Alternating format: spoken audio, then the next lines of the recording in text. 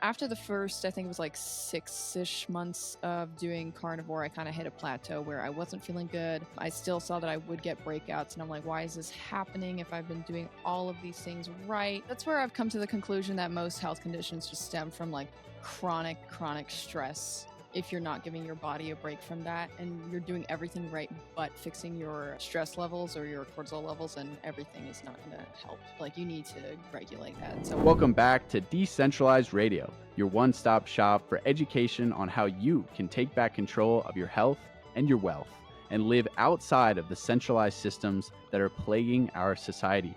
We're hosting industry experts every Tuesday live and also releasing podcasts Friday morning. All right, hello. Welcome back, cats and kittens, to Decentralized Radio.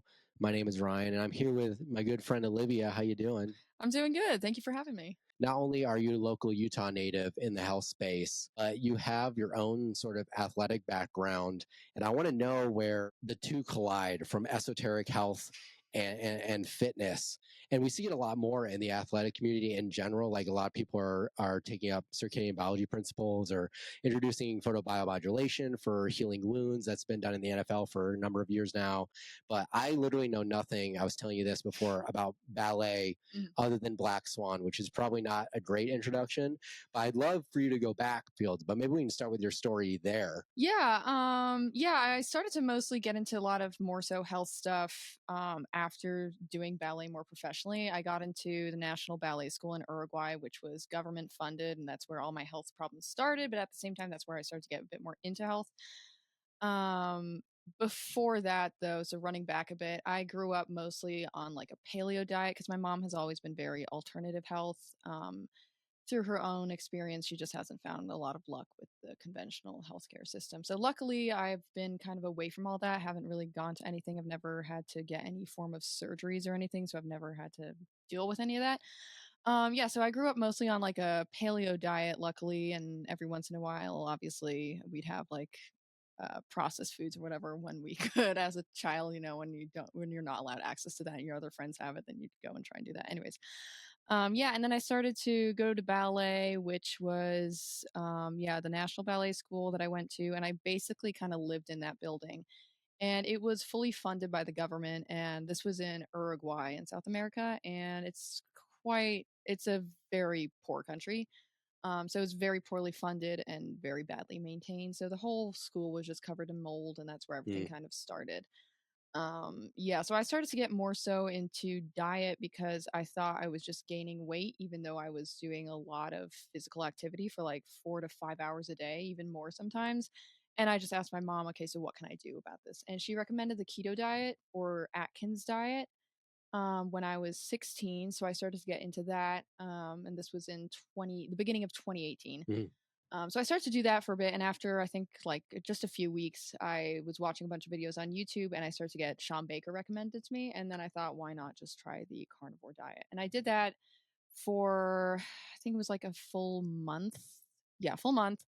And then we were traveling around because we were in Prague at the time, and then we were traveling around, and we ended up in Bulgaria, and it was for whatever reason not easy to access good quality meat, so it was a lot of processed meats, and I wasn't feeling too great. And after being in Bulgaria for about 6 weeks, we moved back to Uruguay, and that's when everything just plummeted because I was back in that toxic environment of my school being covered in mold, and that's where for a full year everything just went really downhill. And that's where I got most of my issues, which was not skin related. That was more of like the final push was the skin issues. Before then, it was chronic fatigue. I was quite depressed. I just had zero energy to the point where typically we would go for like a full 6 hours a day of training. I had to reduce it to an hour and a half. And like that was even pushing it for me because it was just so tiring and exhausting. So that was concerning, obviously. But then what really just did it was, yeah, we moved to Croatia in 2020, and I got parasites and then heavy metal poisoning. And then that brought out all the skin issues and just made everything 10 times worse. And that's, yeah. Was anyone else in your family experiencing any issues along the way? Because I know mold is really interesting. I don't know if it made the cut, but me and Anthony Gustin talked about that a little bit because he was dealing with mold in latter parts of his health journey. I dealt with mold living in LA in a ground floor apartment that flooded several times. Yeah. Never really crossed my mind that mold. I mean, I actually saw the mold in my bathroom, and I ignored it, called maintenance, and they just sort of painted over it. Mm-hmm. And so I never actually connected the dots until I had already moved here back home, and realized that, oh, maybe that's a bit of an issue. And we know mold can exacerbate heavy metals, which are exacerbated, all these things, by like high non-AVMF environments as well. But was anyone else like experiencing these problems, or was this just like you on your own and your family was just sort of like, man, I don't, I don't I know, don't know what to do you're with you. young, I Yeah. don't get what's going on. Yeah. For a while we didn't really know what was going on. My sister had always had these skin issues and they all started I think she had baby eczema or something, and that happened after she got a certain vaccine. I don't remember exactly which one. Mm. But she got that and then it just flared up and she was probably like 1 or 2 years old. So that's obviously not common for a baby to have that. And then ever since then, she just kind of had some gut issue. So she's always had that, but it wasn't exacerbated by the mold. She actually moved and was living in the US at this point. So she wasn't exposed to that. So she was fine.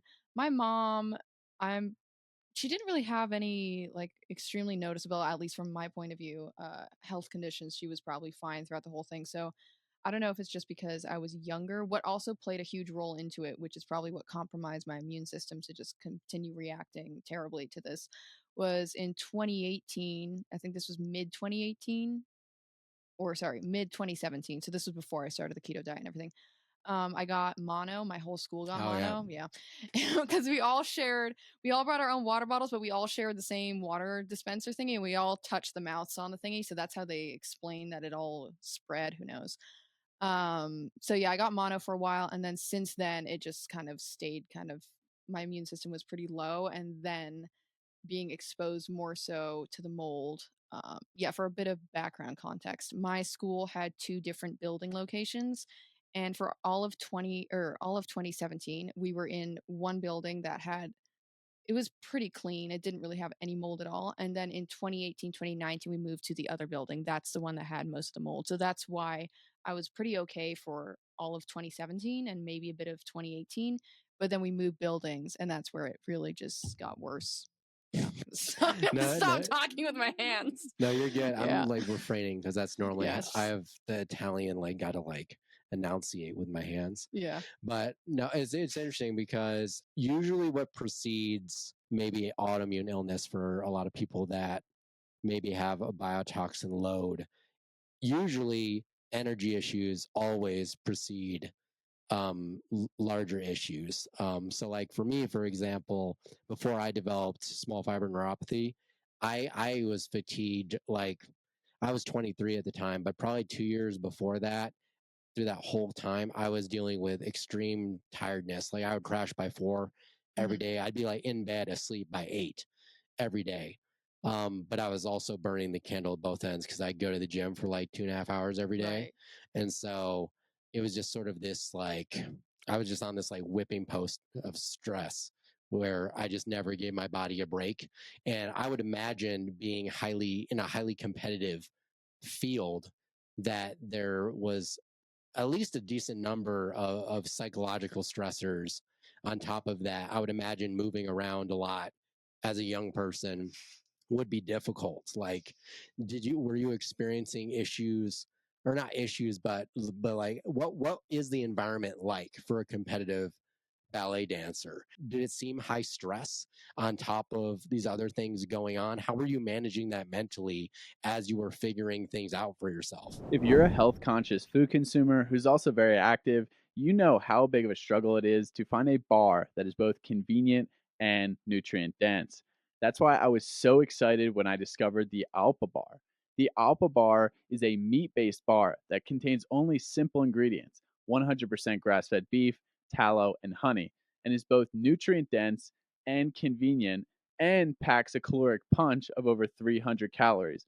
For me, this was a game changer and is now the go to snack and fuel source I use when I'm hiking, camping, hunting, skiing, or doing anything in the outdoors and I don't have the resources to cook a full meal.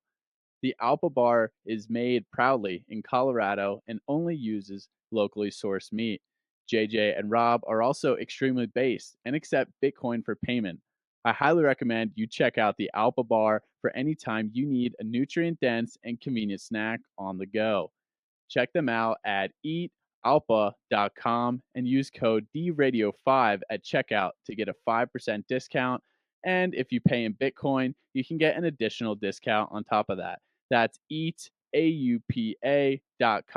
and use code DRadio5 at checkout. Yeah, that's where I've come to the conclusion that most health conditions just stem from like chronic stress. If you're not giving your body a break from that and you're doing everything right but fixing your stress levels or your cortisol levels, and everything is not going to help. Like you need to regulate that in some way. But yeah, the ballet world is very confusing because it can go either way. Like when I was at that ballet school, I did have my best friend who I'm still in contact with. And it's kind of like a hate love situation. Like during class, you don't, you're like, I want them to like fall or trip over.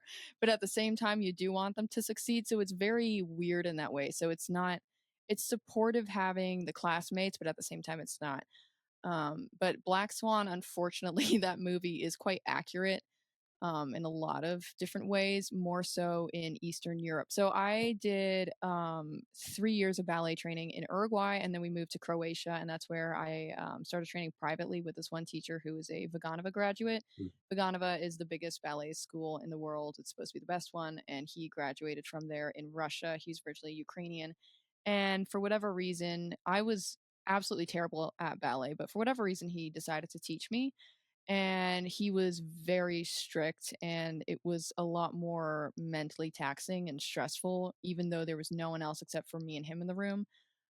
So that I think impacted my health a lot because I felt a lot worse there than when I at least had like classmates around me and they were slightly supportive, like maybe kind of every once in a while they'd be nice, every once in a while they weren't, but that's just kind of the dynamic. But yeah, it's definitely stressful in that environment. What's the pressure for the need? Like, what's the pressure for need to perform? Like, did you feel pressured to always have to be on top of your game in that environment? Because I know for me competing, I never had a strict mentor, but as someone that's overly analytical and very hard on oneself, I would push myself to the brink on training days. Like I'd be in my backyard hitting balls into the field and my neighbors' yards for like 12 hours a day in the Mm. summer.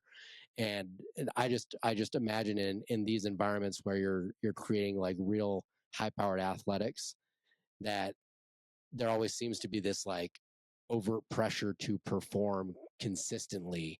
And I from what I've seen in the ballet world, it seems to be pretty high strung. Yeah, it is very high strung. Yeah, I remember this is just reminding me of some memories that I completely forgot about with this one teacher. Yeah, he would tell me that every single day we would only do like 2.5 to 3 hours a day. So it actually wasn't so much compared to what I was doing before. And it was only 4 days a week because it was very expensive. But yeah, I would walk into the studio and every single day I would have a notebook and I would fill like 10 pages of things that I had to do and correct. And before that, he would make me write out like 2 pages of what I was going to achieve in that one class. And outside of ballet, anytime he's like, you have to continue walking and doing everything like how you would in ballet. You're just not doing the actual movements, but you're walking in that posture and everything. And then he said, when you're in the ballet class, I don't care how you feel, anything of your personal life, regardless of like if your Mm. dog died, your parent died, I don't care. That's not my problem. That's not your problem. The moment you walk in the studio, that's not part of your reality. This is the only thing that you're allowed to think about.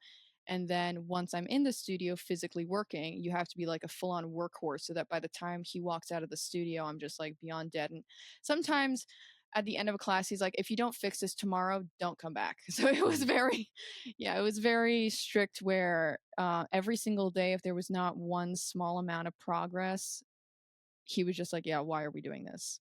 Because I was older, I had started ballet older, and we wanted to give it like a full year of kind of starting from scratch, which typically you need, if you're going to start from scratch, you need 8 whole years. And he was trying to cram this into one. Oh wow. Yeah. So I can see like why he's like, you need to do these. And it worked. My technique and everything improved immensely. Like I'd never imagined I could have achieved all that. So it worked and it was great, but it was not fun. But yeah, it's very strict in that way, and that's how most of the old Russian schools still works. I'm not 100% sure exactly how it is right now, but most other ballet schools are not quite as harsh as that. Yeah. Only reason I bring that up is because with clients that I've worked with over the last couple of years, there seems to be a pattern pretty much amongst anyone I've worked with. Maybe the only thing that's consistent among everybody, because there is a lot of individualism to health, but almost everyone I've worked with has a history of either long durations of high stress or an extremely stressful environment prior to development or onset of specific symptoms, Mm-hmm. independent of their um, environmental concerns, so mold and light and things like that.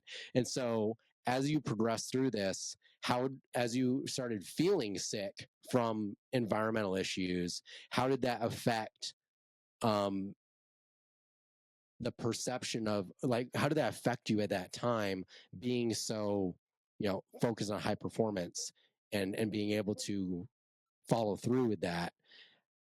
How did that impact your teachers teaching you? How did that impact your mental fortitude, on the stage or dance floor? Did you take a break? Yeah, it wasn't I looking back, I have no idea how I was able to like ramp up enough energy to even do like 3 hours of ballet a day and then also mentally um like compute it all to be able to go back the 4 days a week and do it consistently and not lose any technique. I was doing the 4 days a week with the teacher, but then 2 days a week I would do my own thing at home, kind of like repeating the stuff because we had a garage with like a marley floor which was similar to like the normal ballet floor, so I would still be doing stuff 2 days a week. But yeah, looking back, I'm not really sure where I was getting the energy from. I had to drop out of high school for my last year to be able to actually continue and do the ballet because it was just way too much for me to handle. So I wasn't doing anything except for the ballet. I would go to ballet class in the morning, come back, spend a lot of time just writing down all of these corrections, and then I would literally just put my legs up and lay on my back because I had back pain as well. So I Mhm. also had the joint pain, and that's like all I did and could do. So I was like using all of my energy to do that and then just lay down for the rest of the day, and that was it. Yeah, probably running on like adrenaline and, Yeah. and things like that. Because I know when I was doing a lot of problems, like the most of the day I'd feel like crap, except for when I was trying to perform in the gym or something. I'd get enough adrenaline that or endorphins that I could just like block it out, and I Yeah. thought I was doing fine. One thing that interests me, because you have sort of all these areas of issue like heavy metals, mold, and then addressing things with food, is how far did food take you? How did you determine mold was an issue minus there simply just being mold in your environment that was noticeable? Did you do any CIRS testing, chronic inflammatory response Mhm. syndrome, just for people that don't know what that is? To me, mold as an issue for me was a complete guess. Mhm. That ended up being right. But I wondered, like, were you doing any testing? How far did diet take you with that? Because everybody has varying degrees of help from dietary change with biotoxin load. Yeah, so in I think it was the beginning of 2019, I went and had some blood tests done in Prague because we were visiting there every single Christmas. For whatever reason, we decided to go to like Hungary and those areas. But we were in Prague at the time, and I had some blood tests done, and I had heavy metal poisoning results come back, and that was for iron.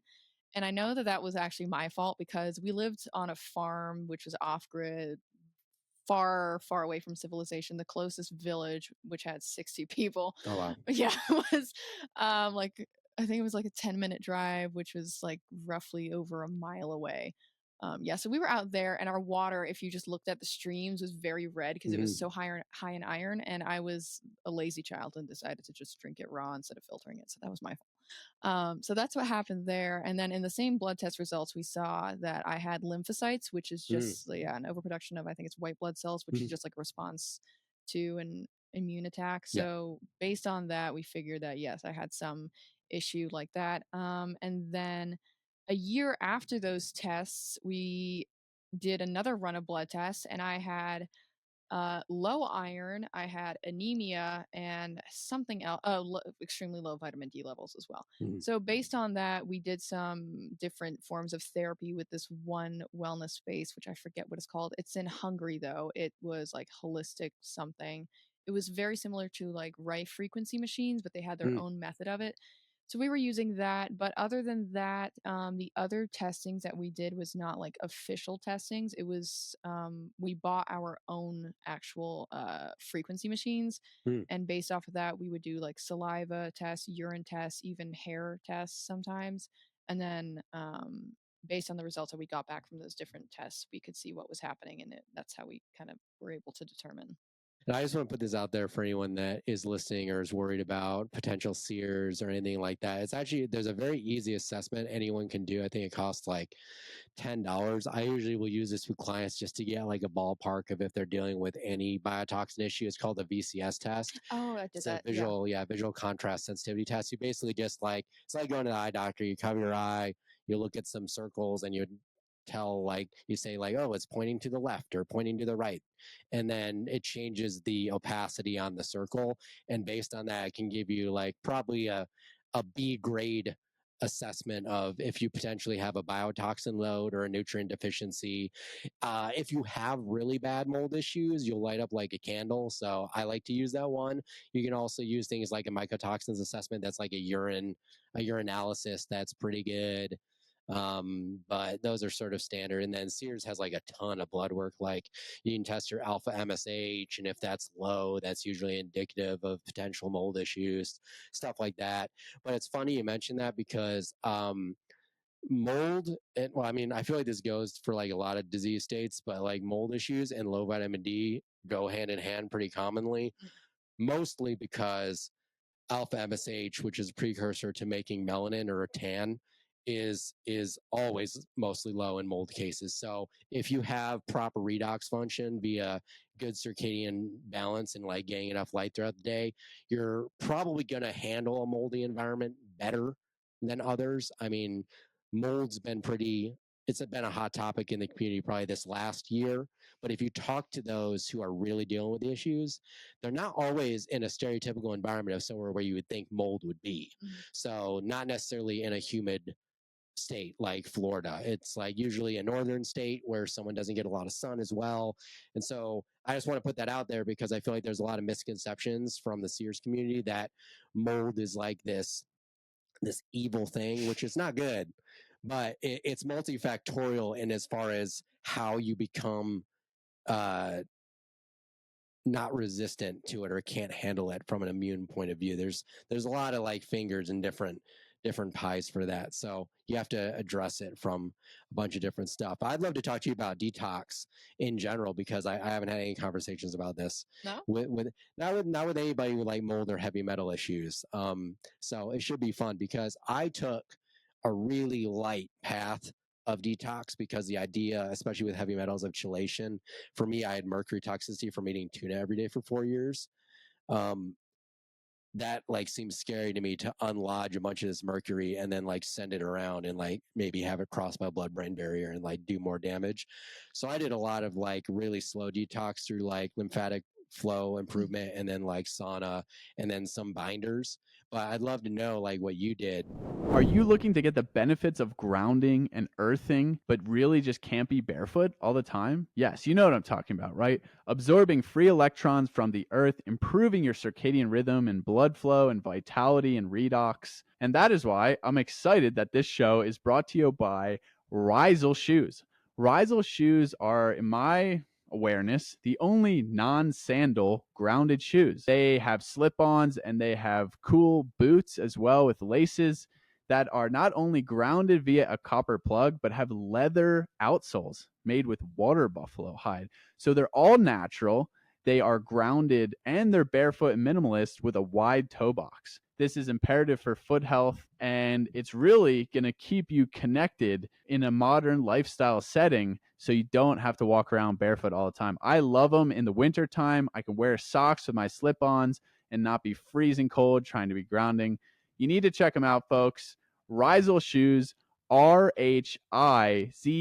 RHIZAL.co. Rizel.co is their website. Use code DRadio at checkout for 10% off and get your shoes, get grounded, get connected, and improve your health.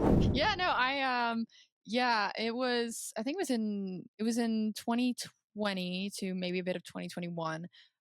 This was during my training with that one ballet teacher in Croatia. I was starting to do a bit of detoxes because that's when I had the skin flare up and it just looked disgusting. I was really embarrassed and ashamed, so I never took like a full proper photo of what I looked like, unfortunately. And I tried finding stuff, but anyways, yeah. So I started to do some forms of detoxing because I thought, well, maybe there's something that's causing this, so I should detox and maybe it'll get rid of it. And no matter how many detoxes I did, it did not help with the skin issues for whatever reason. I did zeolite. I also did charcoal, activated charcoal, and I think diatomaceous earth as well at the time. During this whole period as well, I was also taking MSM Oh yeah, powder most mornings. And none of that really helped. And this is where I get into a lot of metaphysical health, where I think that if you can't like emotionally process something, in a certain way, or if you're still in a stressful environment, then regardless of whatever it is that you're doing, it's not going to go away. 100%. Yeah. Yeah. So until I addressed that side of it, it stayed for a very long time. But yeah, so those were what I originally detoxed with. And then eventually, what actually really was the ultimate fix or started in the right direction was my mom started to learn this one form of healing, which I don't know if you might know, but it's called biogeometry. Not familiar. Okay, it's very weird. Most of the time, I'm like, I don't know if that's working, but whatever. If it does, that's great. If it doesn't, I'm not losing anything. So she just kind of will. She calls it testing Is it organ. muscle testing? Is that what it's called? Not Like, is that really. part of biogeometry? Is like muscle? Because I did go to a doctor that did these weird things where he would like, if he would like pull on my arm, and if my arm like was resistant, it would mean that I had like, I don't know, stress in an area or Yeah. something like that. That was part of it. And then there's like one that's tapping, that's like a thing. And then there was another thing where they had this wand, and this is where I knew I was like in woo woo land or something.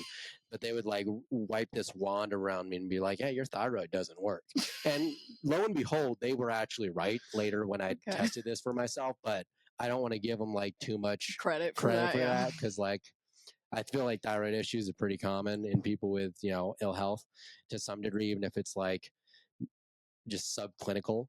But yeah, explain to your best ability biogeometry, because I want to go down this rabbit hole with you. Yeah.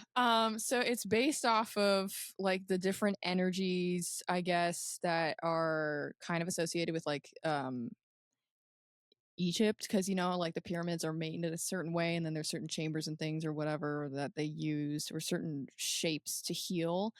And she would have like a graph or a body chart of just a human body, and it could have like images of the organs and everything. Somehow she would test for it using like different tools. I'm not really sure what.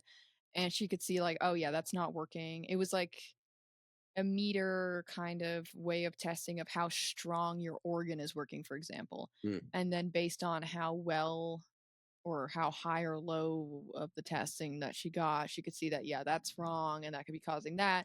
So then she would like do an adjustment and like have, not really sure how she did this, but she would adjust it somehow, and then that would help me. Like frequencies, like she would adjust the frequency Kind and then it would help the area. Yeah. So that really helped. But then what also helped was we moved to Serbia in mid 2021 until endish of 2022.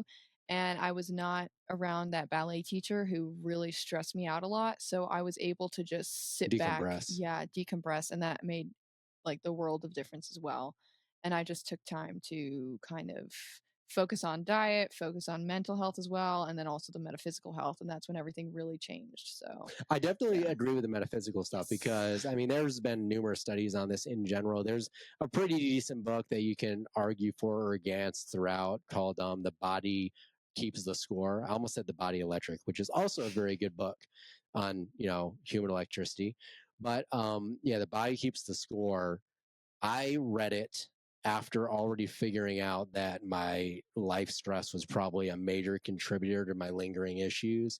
And that's what we were sort of mentioning that earlier, because I believe that if you don't process trauma, whatever that is, whether you're sexually assaulted or if you just had like a mean teacher or you moved a lot, whatever it is, if you don't process that, I think it can keep you from healing entirely, because I feel like so many people focus on the physical modalities of action that they can do, whether that's cold plunge or cold shower, or like eat, just go carnivore, or take a bunch of supplements, or all these sort of physical modalities, or like go get cryotherapy, do sauna, that they're missing this other aspect of it by constantly needing to try something new in order to heal. Mm-hmm. That in and of itself can become a spiral of stress. And so part of the things that I like to do with client work, I'm sure this is like part of the reason you have enjoyed some of this as well, is that you sort of can be that person for someone that takes the load off their shoulders so that they can focus on just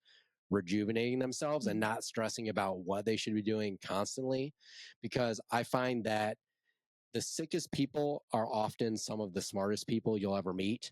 And it's not that they can't figure it out, it's that they're getting in their own way by not letting go. And actually, I found that the further you get into the health space, the simpler things become. It like my day, you'd think it'd be really stressful with like all the weird things that I do, like block light and all that crap. But it's actually it's just second nature. And so the key to health is sort of reconnecting with nature in whatever environment you find yourself. That's why I wanted to ask you, maybe we can circle around back to it, is how far did diet take you on that, where until you hit a roadblock, or maybe you didn't? But I know for a lot of people that come to me, and even myself, I was carnivore for 8 months. I probably felt 60% better, but then I just hit like a plateau of like energy just sort of flatlined. It wasn't terrible, it wasn't amazing. I still was dealing with like nerve pain occasionally, still had joint pain. And that's when I realized like I was still dealing with all this trauma from my childhood that I never even considered being a problem now. Yeah, no, yeah, the same thing happened for me because I've had a very interesting childhood because I was born in Australia and then we moved to Indonesia, then we moved to the US, then we moved to Jordan, then we moved to Uruguay and then Croatia and Serbia. Now we're in the US. So it's been a very vibrant time traveling and experiencing all those things. So I think that, played as a major factor. But after the first, I think it was like 6-ish months of doing carnivore, I kind of hit a plateau where I wasn't feeling good. I still saw that I would get breakouts, and I'm like, why is this happening if I've been doing all of these things right? And it wasn't until I was just like, I'm going to focus on something else and not obsess over it right now and just see if that does anything. And it did help for a while. And then we moved up here to Utah, and I've heard that it has a second worst air quality in the country. I'm not really sure. Yeah. So I think that in combination with just being stressed out about moving countries again, that has also kind of caused a bit of it did cause a bit of a plateau because anytime that I've not so much like spent a lot of time worrying about that or focusing on that, I felt great. So that's where I always just go back to. It doesn't really matter what you're doing with diet as long as you focus on nutrient density, whole foods, good quality foods. You just need to regulate your stress levels. Yeah. Do you have any favorite ways of regulating stress? Like, do you have a routine for yourself, or do you just kind of go with the flow? Yeah, I don't know if they really apply to everyone, but I like to spend like 2 hours stretching because that just kind of releases and it forces me to focus on other stuff like how my body feels. Is it painful in this one part today? Because the ballet made me very self-aware about how my body feels. So I think that was great. So then I kind of decompress with stretching. I used to play a lot of guitar, now not quite as much, and I would just like put on the headphones, plug it into the amp, and just kind of zone out. So that was really nice. Yeah. All right, well, we'll talk about that in a minute. Yeah, so that was great. Um, yeah, that's kind of it. More so now, it's been just working because then I don't think about that stuff. So I think just finding a distraction, whether it's a new hobby or if it's working or something that you enjoy doing, is a great way to decompress and just not think about that as well. Yeah, I had a conversation about this with a friend of mine quite a while ago. He was actually the dude that introduced me to carnivore, and that took me 2 more years before I was like, okay with trying it. But we were talking about meditation and how meditation really can be whatever you want, because the idea of meditation is to simply be one in a moment. And so you could literally meditate and wash the dishes. And if you find that relaxing and you're just focused in the moment, and the key with like the idea of mindfulness, which I think gets taught really horribly in the conventional system, and they even teach it in schools now. It's just that they just approach it completely wrong. But the whole idea is all mindfulness is in this moment, we're technically practicing it because we're having a conversation, so we're active in the moment. But in between, I'll sometimes have my mind wander, whether I'm thinking about like next question or whatever, but it's going out of being in the moment and then bringing it back. That's all that practicing mindfulness is. So it's not about being stuck in a singular moment. It's about being able to go out of a realm of thought and then come back to either your breath or whatever you're doing. So that's why a lot of people do breath work during meditation, because it's just an easy way to focus on a specific thing. But it's mindfulness, I feel like, gets a weird rap, and there's not like a right way to do it. It's just sort of whatever you find. Like you mentioned playing guitar, like that can be completely meditative. I mean, I play guitar probably not nearly as good as you. I don't know about that. I'm not that great. Yeah, we'll play sometime. We'll see who's better. But no, I mean, I love playing guitar. I play the same 6 songs. Exactly. I'm like, I have the same few songs and they sound good. I like them. They're meditative. Yeah. Yeah. No, but I think it's important because I think there's a lot of physical stuff that we could focus on, but I think this mind stuff really does sort of come in the end of like, if you've done all the things, this is probably the thing you're missing most of all. As far as mold issues go, what did you only have mold issues in that one in the area in Uruguay that you were at originally, or did you experience mold exposure in other places that you think contributed to that issue? Because I'm still not entirely clear on how you tested to know mold was like in your system, or if you're just sort of doing educated guess, which is fair. Yeah, a lot of it was educated guess. The only place I had like prominent obvious mold was that one ballet school, because we would like sit in the hallways while we're waiting for another class to finish, and we'd sit against the wall and come off and you could see like mold on our, it was Oh disgusting. wow. Yeah, so that's where I was like, okay, definitely has to be something related to that, because that's where everything kind of started. After the mono, it just plummeted and stayed down because of that, because after having the mono, I just stayed in that environment. So that's my just educated guess. I never got an actual like official mold or blood panel test. It's not really common to actually do any of these forms of testings outside of the US. Like regular routine blood tests, it's just not really a thing. Yeah, I don't even know if they're like really inherently that valuable, other than maybe doing it once a year just to see where you're at, because things change a lot. Like I had hypogonadism from like years of anorexia when I was in my late teens, and so I probably had it for 5 or 6 years post like weight restoration and just didn't know. But your hormone levels can change a lot through even just like one night of bad sleep. So I don't look at it as like this. It's a gold standard, but I don't look at it as like this is weighted all over here in blood work and that's how we make all our decisions. Because I've had people, and I'm sure you've been like this too, where your blood work looks like reasonably good and you still feel like horrible. And that's not normal at all. So it's definitely just like a snapshot in time. But now you're not competing in ballet, but you still do ballet for exercise, or do I have this wrong? Yeah, I stopped dancing ballet like officially, I think it's like 2 months ago now actually. Every once in a while when I have time I do go and take a ballet class because I do still enjoy it, and I'm probably going to do more once I have a bit more time, maybe. I'm not really sure, but other than that, I go to the gym and I just dance ballet in the gym because it's empty. But yeah, that's my form of exercise right now. Yeah. That's fine. I was just curious because like I know for me when I quit golf in the middle of postseason junior year of college, because I got anorexia, so like it was like season ended and then by the next season I was like 80 pounds. So I just like, I mean, they wouldn't let me compete because I physically couldn't do anything. Yeah. And then I just never went back after it, just because I had this fear of this psychological stress that golf, even though I loved it, caused me to have, for this need to perform constantly. And so I just ask people that like were in high performance and competing and things like that eventually leave, if that was part of the reason, was just the like constant stress of having to feel like you have to do well all the time.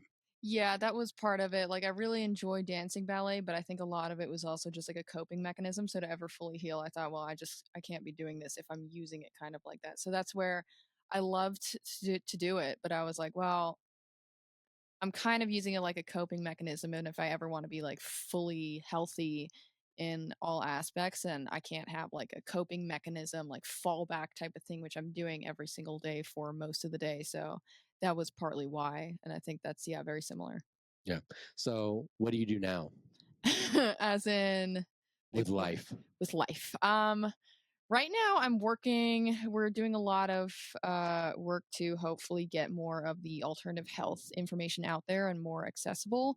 So I'm really passionate about that. And then also my social medias, I still do post some ballet stuff because that's, yeah, what I originally did.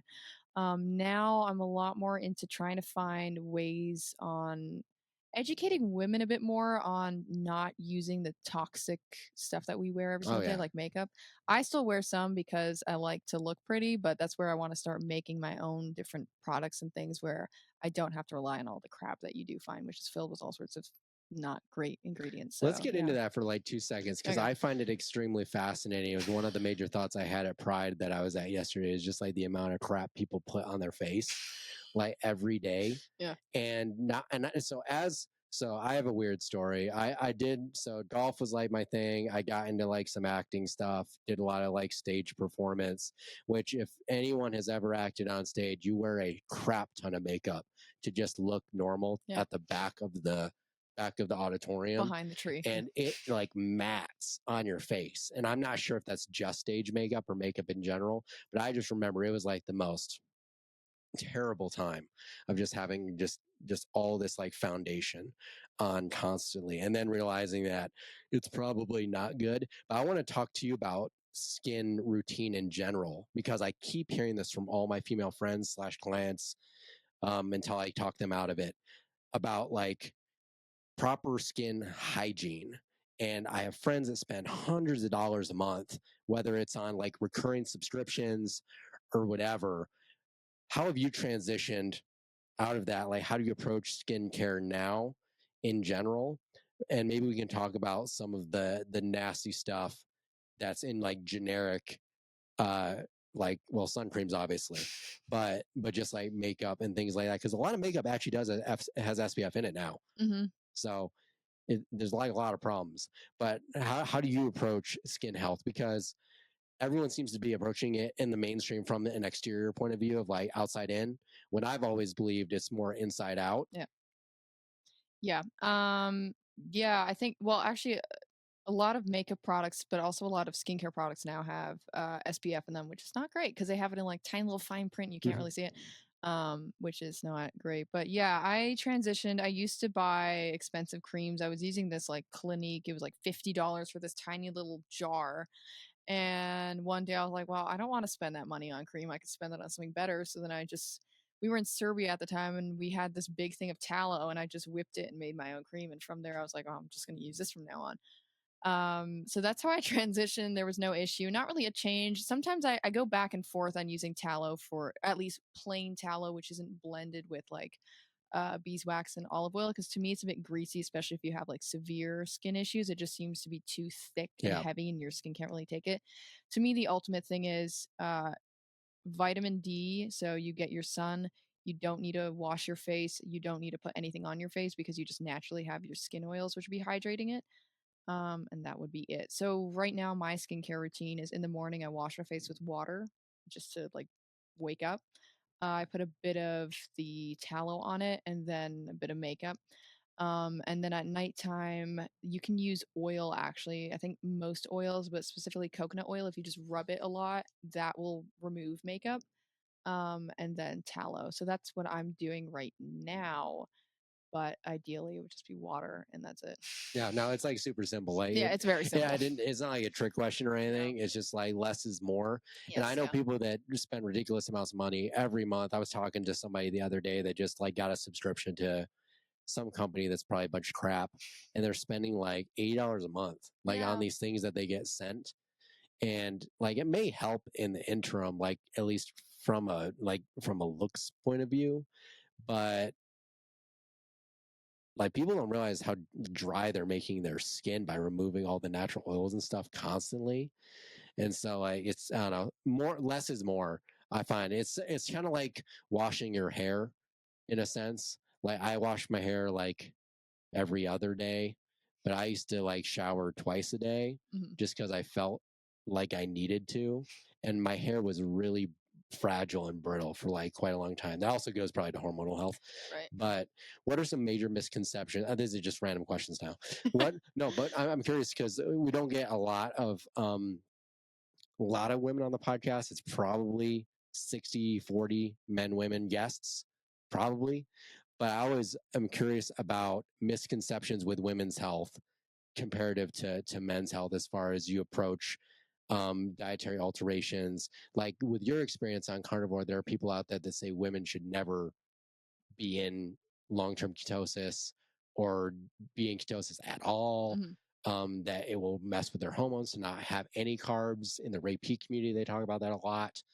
And like, I'd love to hear your experience versus this black and white logic, because I think it's nuanced. But as someone that's advocating for more women's health information, I'm just curious your perspective and what you're seeing in the community and in the health community, because I see it going both ways of extremes. Yeah, no, I think it's very nuanced. I think there is a bit to it for women needing some form of carbohydrates, which could still be kind of carnivore where you're consuming, let's say, like a lot more butter, or if you do include raw milk or something like that, that could be the forms of carbs. But I started to include some fruits, and I haven't had any issues. To me, it's more of my hormones were very unbalanced for probably up until like 6 months ago, actually. My cycle was fully off, and that's where Carnivore was amazing because I did it now is consistent. That was great, but I can see where a lot of people still have issues where that does not get resolved.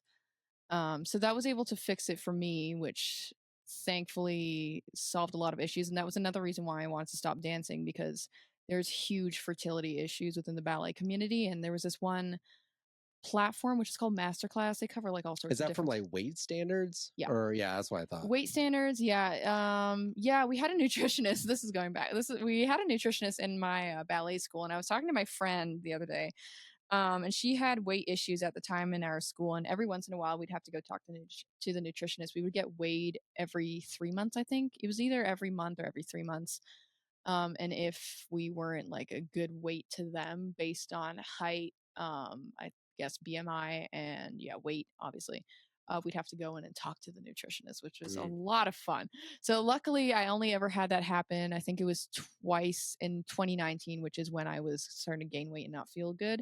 But my friend would actually get dietary recommendations from her. I pretended I couldn't speak Spanish, so she'd just be like, I'm not gonna try and talk to you and recommend anything. She's just like, well, these are the issues, try and resolve it, have a nice one. I was like, yes. But yeah, so my friend had more experience with her, and she realized, I think it was like half a year into following what the nutritionist recommended to her, she was just trying to have her eat food and then eat more food to just have it go out. So she was giving her, she said, eat your normal meals, but after that meal, eat like 3 oranges and yogurt or something. And then her mom one day was like, Lucy, all of this is just going to come pouring out of you. And then they realize, oh, wait, the nutritionist is actually just trying to give her food so that it just goes in and out. And that's what most dancers do. So that's where, yeah, you're kind of messing up your system in that way. And that's where most fertility issues happen, as well as they're just severely under eating and over exercising. Yeah, I have a lot of experience in under eating and over exercising, so that's not new to me. But it is interesting because you were talking about, I think, like weight stability issues of like either I think, was it not being able to lose weight or not being able to gain weight for myself, or not being able to lose it. Yeah. So I mean, there's a bunch of things with leptin with that, but I found very interesting when I was in the heat of my issues prior to developing autoimmune symptoms, but also not being extremely underweight. I was sort of in this weird zone where I could eat like 1,000 calories a day and work out for 2 or 3 hours, like 6 days a week, and I wouldn't lose weight anymore. Like my body would not let me. And it was really frustrating for me at the time because I was still mentally in that like wheel of like, I don't want to gain weight. I don't want to lose weight. So I would like crash diet and then I'd binge so that I would stay the same. But it's fascinating just how your body will respond to stimuli like that, because for a lot of like I have a lot of clients that have weight issues and they've done all the right things and can't lose weight, but that's because they're not addressing leptin resistance or other hormonal issues that are impeding on the body's ability to discern how much energy is on board. Did you explore anything with leptin when you were figuring things out, or is that like above your pay grade? I'm just curious. Yeah, I started to get into, there's this one woman on Instagram, Sarah Kleiner Wellness, I think. Yeah. I've interviewed her. Yeah. I was looking at a bit of her stuff and she went into that a bit. But I actually, coming to think of it now, I went through both phases of I could not put on weight for the life of me, and then I could not lose weight for the life of me. So that's where I just disassociated from diet and focused on other stuff. I didn't bother to like do, because I think for me at least, what worked was if I went too in depth on anything, it would just ruin the results that I had. Whereas if I just focused less on it and stressed out less on it, it would work and my body would resolve. So that's where I just think, for me at least, if I'm not stressed out and worrying about it all the time, then it just kind of resolves itself. Only reason I bring that up is because there's a lot of misconceptions in almost every health community, whether it's carnivore, keto, or paleo, pretty much any like food-based community, of like, you just got to deal with this one thing with food and like fixes all your weight issues. And there are plenty of people that do all the right things. Maybe they even go carnivore, they lose some weight, and then they hit a plateau because either their hormones downregulate because they've been under eating on carnivore, which is a very common problem.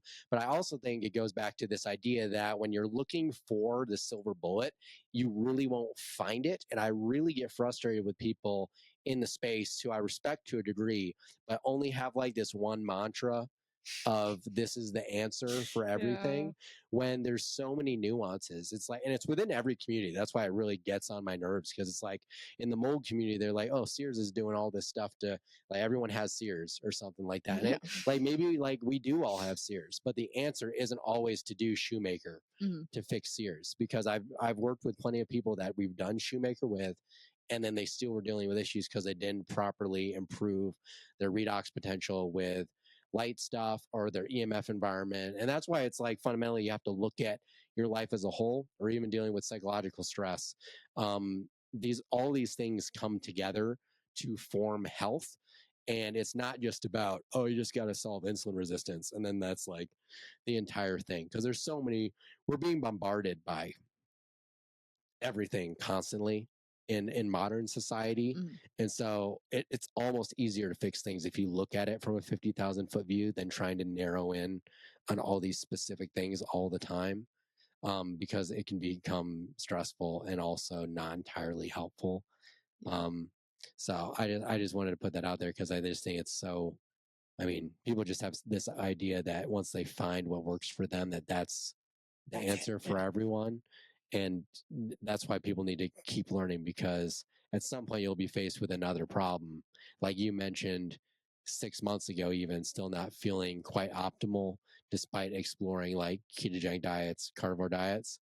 And that's where you were like, oh, I got to take like a step back from a couple things. And then you realize, oh, like I started feeling better. But I think that's pretty important. But I really appreciate you taking the time to sit down and talk to me. This was a lot of fun. Where can people find you, reach out to you if that's something you want people to do, or if not, leave her alone? Don't talk to me. No, I'm just kidding.